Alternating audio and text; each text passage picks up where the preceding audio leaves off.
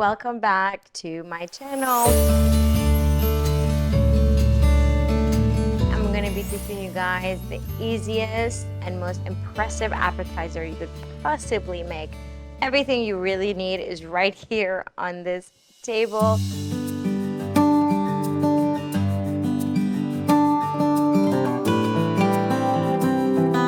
I buy aluminum trays that way you can throw out afterwards. So just in case a little bit of the cheese kind of oozes out of this, I don't want to be bothered with cleaning it.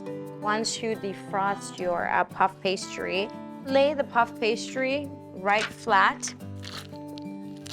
Take out your brie and you want to put it right in the middle. I'm using a hot pepper jelly, sweet marmalade. The spiciness adds a complete different dynamic to this dish. It just has a tang to it. Give it a try, you're gonna love it. On top of the jelly, you're gonna be adding your nuts in there. About a quarter of a cup.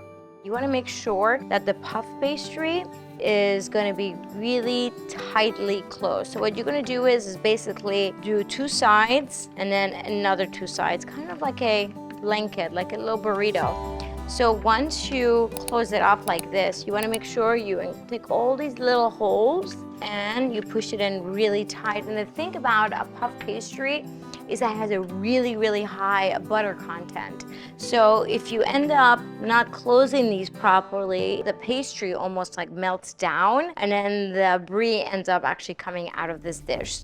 A step that's really important, it adds a visual factor, is an egg wash. So you just want to take one egg, just want to crack the egg, put them right here.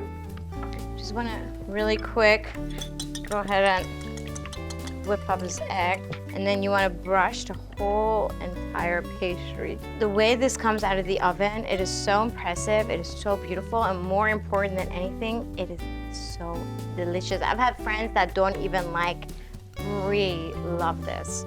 Little figs around here, so I'm gonna just take off the top with like a little X around here, and then this is gonna caramelize really well. This is just something nice to serve next to this. Put it in the oven at 375 for 20 minutes. And just look how beautiful this is.